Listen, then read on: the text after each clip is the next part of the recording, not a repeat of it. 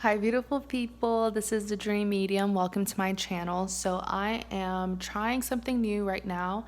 I'm introducing a new series to my channel, and it's called You versus Them. It's about a soulmate journey.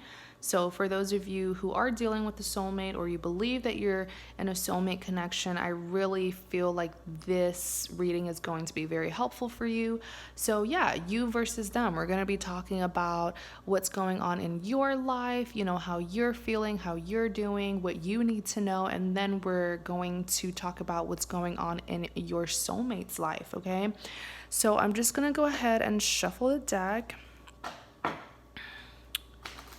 What's going on? And I guess we're going to say soulmate A and soulmate B. Yeah? What's going on in soulmate A's life? So you could be A or B. What's going on in soulmate's A life?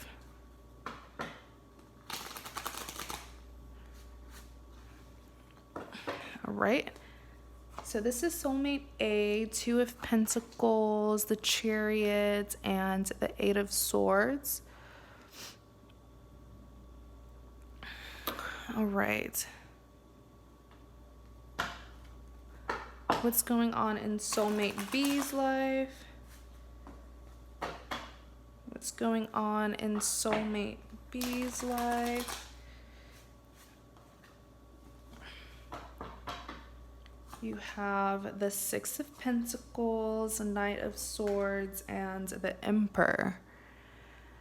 Ooh, okay. A lot's going on in both of you guys' life, but let's start with soulmate A, okay? So you have the Two of Pentacles, the Chariot, and the Eight of Swords. Starting with the Two of Pentacles, this is typically someone who is juggling between two things or two people, but this is a person who is experiencing, instability in their life.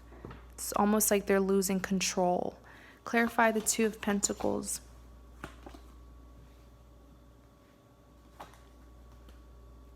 So you have the Four of Cups.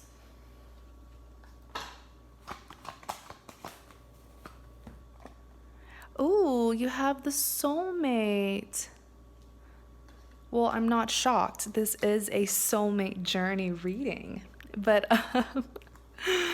with the Two of Pentacles, like I said, soulmate A seems to be very conflicted and very I don't feel like they're indecisive. I just feel like they're trying to juggle two things here. Or they're trying to make a decision, but the reason why it's hard for them to make a decision, it's not because they don't know what they want. They know what they want, but they're just afraid of going towards what they want. So they end up backing out and just being this like, mess of a confusion and indecision. But in clarity of the Two of Pentacles, you do have the Four of Cups. So yeah, the Four of Cups represents rejection.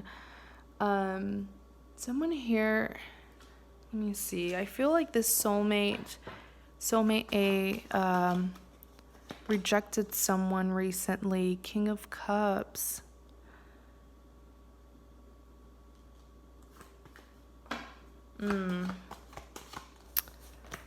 Five of Wands.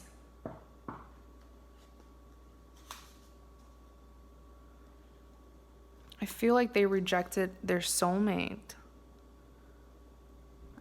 I know that's so like ironic, but I do feel like my intuition is telling me that soulmate A has been juggling between like the heart versus the mind. Boom. That's what it is. I heard that so clearly.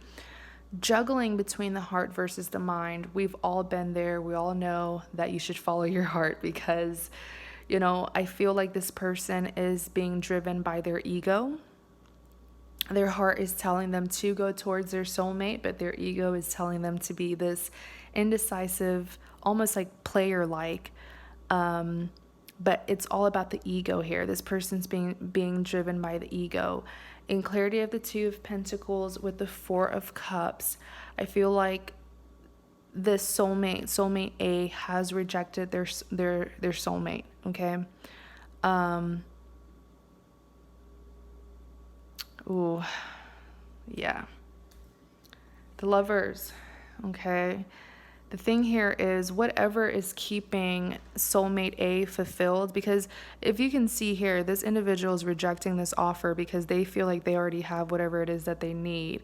But whatever it is that they need isn't really making them genuinely happy. It's most likely, I'm hearing that it's like superficial, surface level, materialistic things that they really don't want, but I feel like this person has been conditioned.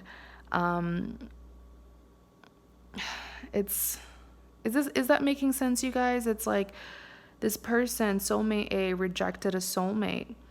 And it's really because they are trying to force themselves to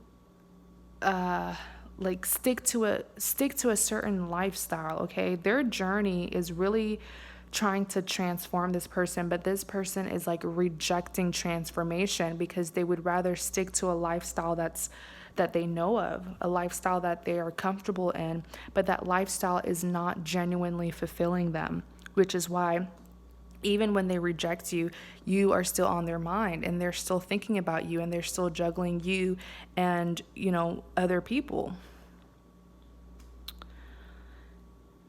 So yeah, the reason why they can't get you off their mind and the reason why these materialistic things can't fulfill them is because their heart is not calling out for these superficial things, okay? Their heart is calling out for this soulmate connection. And it's sort of like that quote that says money can't buy happiness, even if it's not money. Let's say they have another person that's giving them a cup, or they have another person that's like, that they're romantically dealing with. They're not genuinely fulfilled by that person.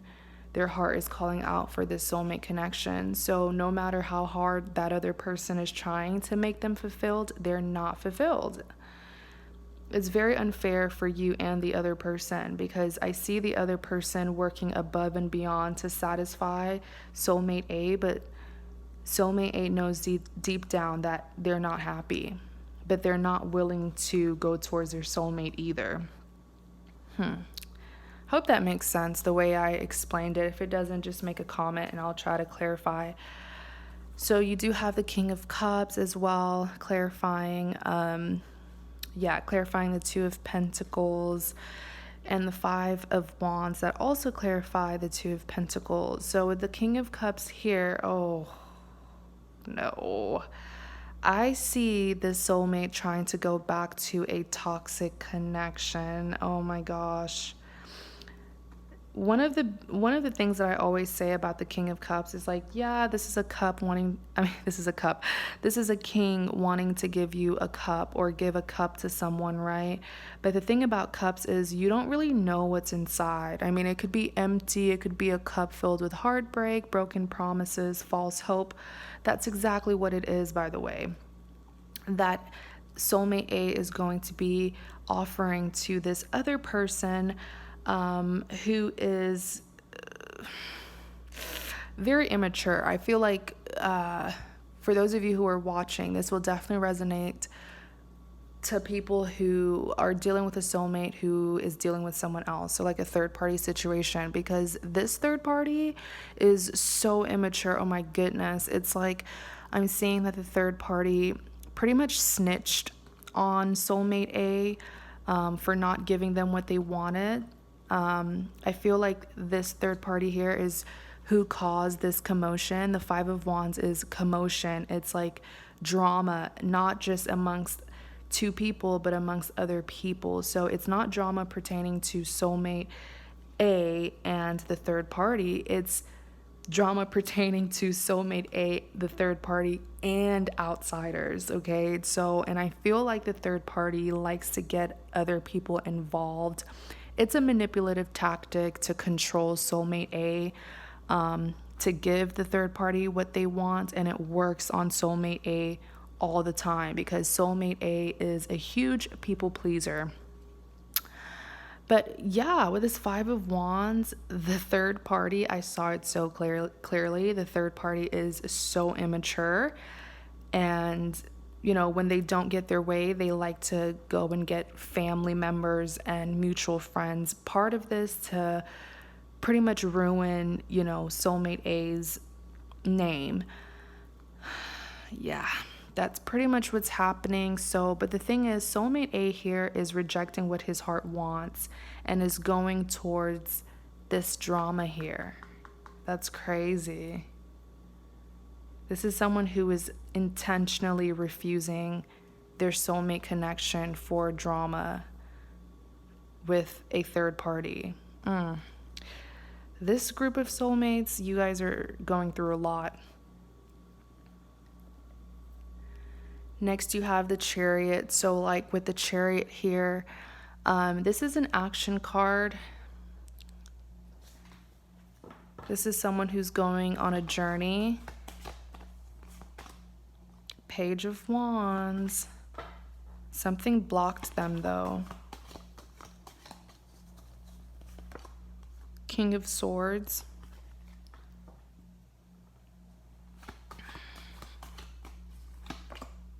The Magician.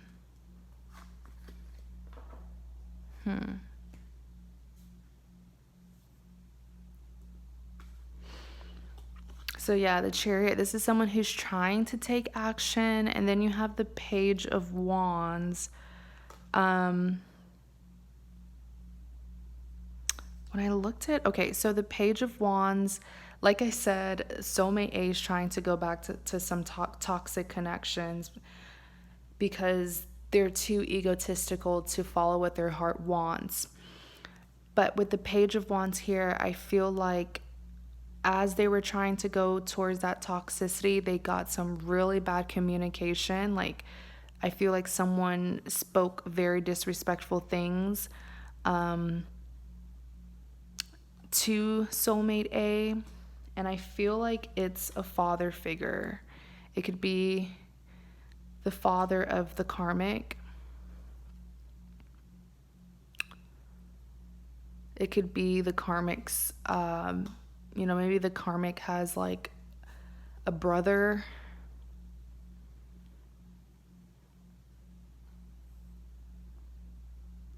For some of you, no, the King of Swords, it's like a father figure here, like someone trying to protect the third party. Did I just say karmic? Oh my goodness. Maybe it is a karmic that some of you are dealing with or that your person is dealing with. Yeah, that just slipped out of my mouth. But the third party, it's like the third party, like I said, the third party likes to confide in other people when they don't get their way with soulmate A. It's a manipulative tactic to get other people to view soulmate A badly and to sort of get those people to talk to soulmate A and like force soulmate A to go back to them, to go back to the third party. But yeah, with the King of Swords, this is like a father figure who is pretty much blocking soulmate A from getting back to the third party. Then you have the Magician. With the Magician, they're working very hard. Soulmate A is working very hard to get back in that very toxic situation with the third party. Oh my goodness, like soulmate A is this magician. Magicians work very hard to get their way. So there's some deception and lying that soulmate A is doing just to go towards someone who isn't even fulfilling their heart. Remember what I said with the Four of Cups? The third party goes above and beyond for soulmate A, but that's not what soulmate A heart really wants. But here he is, or here she is, rejecting what his or hers heart really wants. This is a chaotic situation. Next, you have the Eight of Swords. Nine of Wands.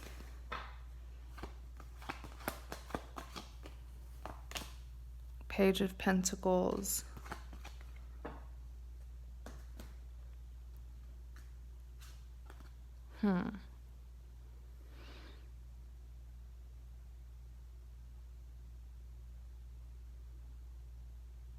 So with the Eight of Swords, Soulmate A has been put in this situation. Soulmate A has been isolated. You know, they know that they're in a messy, sticky situation, and they don't know what to do now. I feel like Soulmate A tends to go towards this particular third party as a way to escape. Okay, as a way to escape, and so that they wouldn't have to really feel those very strong feelings that they have for their soulmate.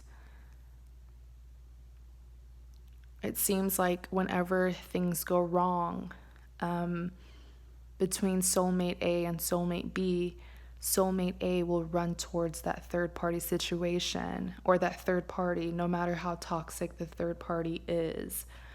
It's an escape. Like I said, soulmate A is very stubborn and has been rejecting a transformation. And until soulmate A can't accept that transformation and accept what they know they need to do, their life is going to be very chaotic. In clarity of the Eight of Swords, you do have the Nine of Wands and the Page of Pentacles. So the Page of Pentacles is soulmate A, you know, trying to communicate, trying to charm their way back into the third party's life by communicating that they want a relationship or they want something stable.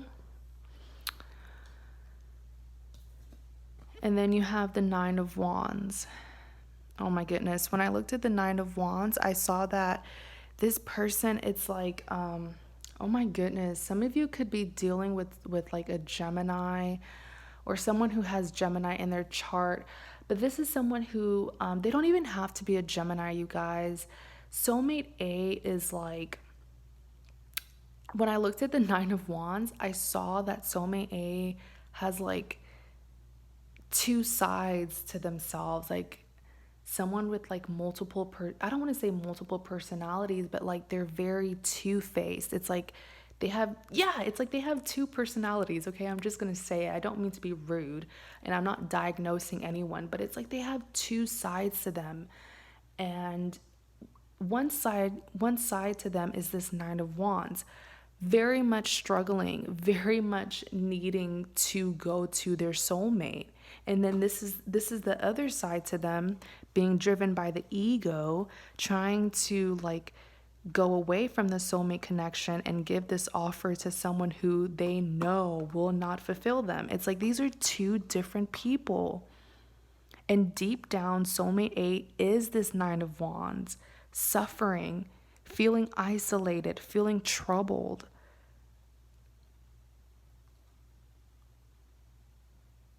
Oh my goodness, it's almost like they ignore this part of them. They ignore this side to them. This is their true side. This is who they truly are, very vulnerable, you know, but it's like they listen more to their egotistical side. Oh my gosh, it's almost like they use their connection with a third party to like forget all about this soulmate connection. It's so interesting. But yeah, that's a mess. Okay, I'm sorry, but that's a mess. And I feel like for those of you who are not soulmate A, but you're dealing with soulmate A, let the situation go for now and just work on yourself. All right? And don't give any more of yourself to this person, because it seems like every time you give yourself to this person, they run away. So sort of let them come to you. Don't go to them. You don't want to go to them when they're not even ready for you, because it's just going to push them away, you know? But you shouldn't wait on them either. Life is too short for that. Okay, so just trust this connection. If you really believe that it's a soulmate connection, then eventually, the divine will orchestrate everything. But let's see what's going on with soulmate B. I hope soulmate B is not as chaotic as soulmate A. But you have this Six of Pentacles, Knight of Swords, the Emperor. Six of Pentacles represents an unequal give and take. There's a lack of balance here. Someone is doing more than their person. So, this is a giver. And unfortunately, their person is not meeting them halfway. Okay.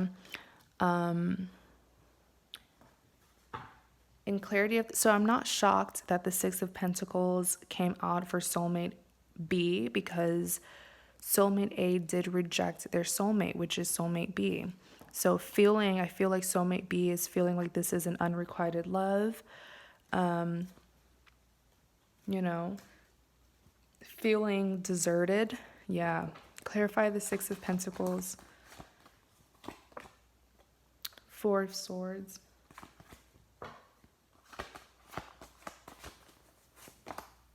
The Fool.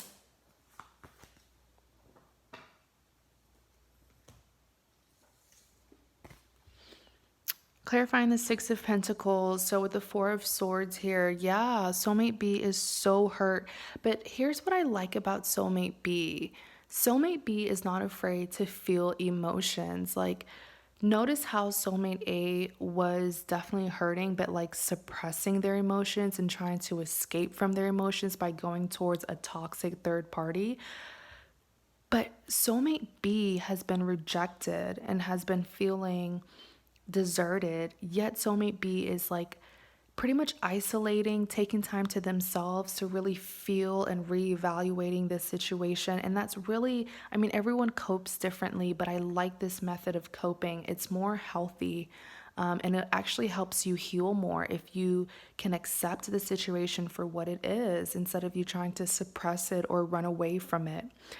But with the Four of Swords, this is soulmate B, really hurting, contemplating, thinking about the past, the many times in the past that this person has hurt them, yet they continue to love this person and they continue to go towards this person. I feel the frustration. I really do. Okay, but this is like a period of just like reevaluating everything. And then you have the Fool here. So a risk taker, that's what the Fool is. The Fool card can be positive or negative, but it kind of worries me sometimes because this is a person who has no idea what they're getting themselves into. And what they're getting themselves into can be a good or bad thing. It depends, okay? But what I'm feeling intuitively is that soulmate B is this risk taker here who is just trying to push forward and doesn't care anymore about what's in their past. They're moving forward. They're not looking behind anymore. This is a person who is absolutely fearless. No more codependencies, no more obsessively thinking about the what ifs. Just really seeing the situation for what it is. Next, you have the Nine of Swords. Nine of Cups.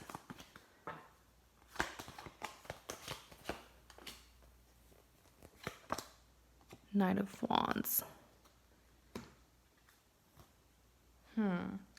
So with the Knight of Swords here, this is a very passion-driven individual, but I always say the Knight of Swords has so much passion that sometimes they can come off as like reckless or aggressive.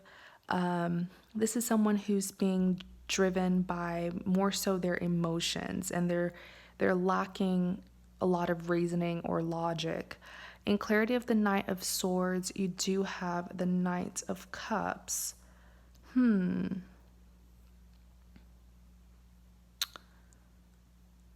Interesting.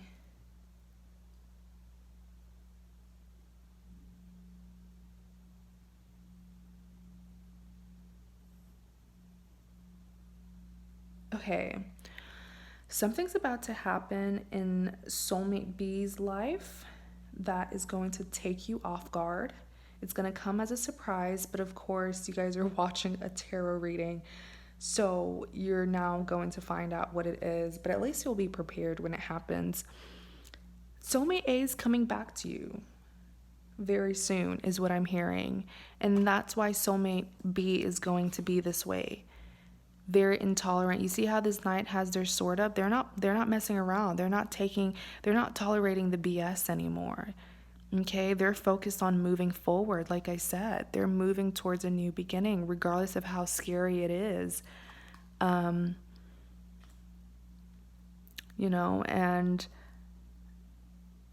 this is with the Knight of Cup. This is Soulmate A trying to stop that. It seems like there's a push and pull here. Seems like whenever Soulmate B goes to Soulmate A runs away and rejects Soulmate B. But the second Soulmate B really makes up their mind to move forward, Soulmate A comes back. Like, what the heck? This is interesting. But yeah, with the Knight of Cups here, this is Soulmate A coming back, the indecisive player coming back. And you know what? Knights are known to be players because they're known to be very indecisive. It's like ding ding ding. They're known to be very indecisive. They are very passionate, but the thing is, they're passionate about many things, okay? It's very hard for them to focus on one thing. And so this is them coming back to you with a cup. Wow. With an offer, pretty much. But it's a knight. It's a knight giving you an offer. So is it even worth your time? You let me know when it happens. But in clarity of the Knight of Swords, the Knight of Wands came out and the Page of Swords. So you're going to be rejecting.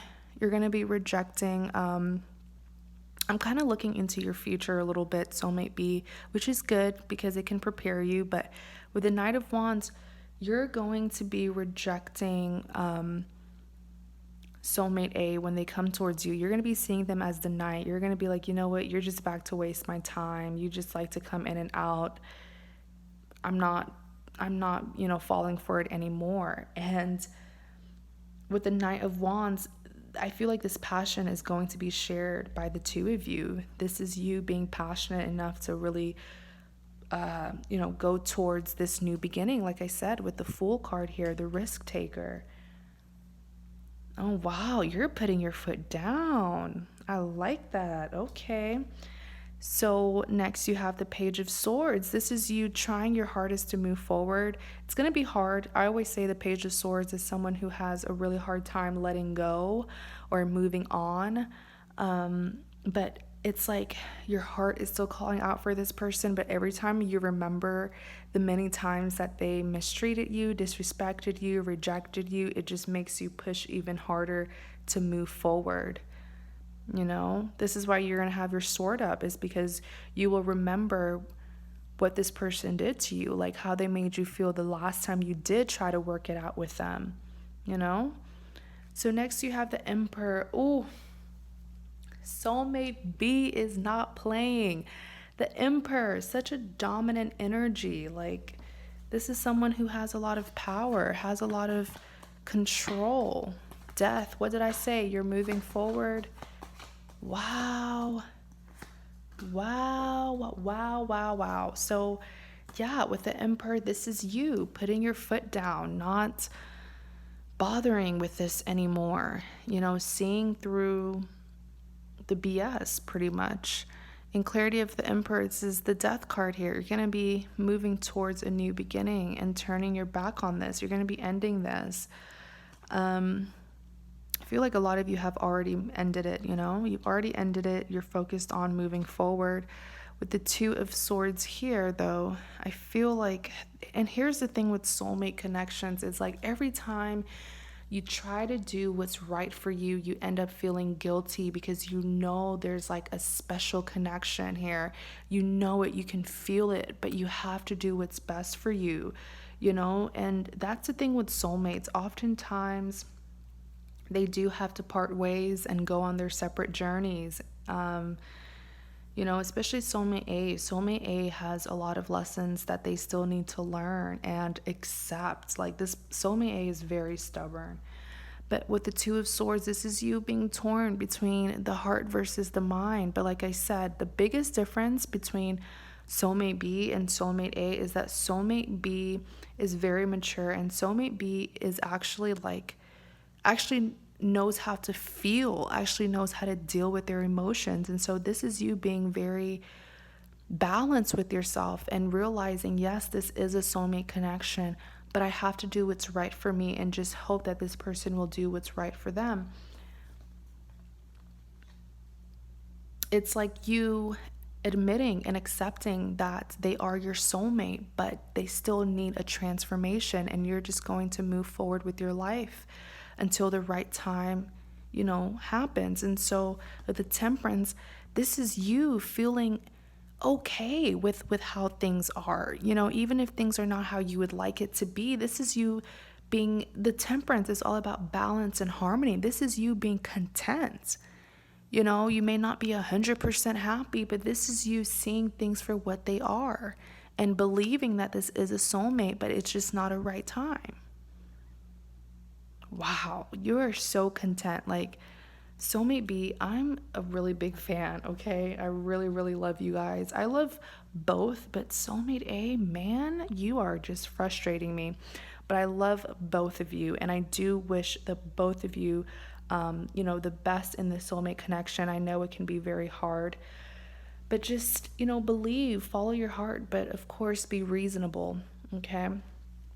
So thank you guys so much for watching. I really hope that this reading helps. I hope it gives someone some sort of, confirmation or answers, clarity, whatever it is that they need. I hope it gives it to them. But thank you guys so much. Please like, comment, and subscribe to support my channel.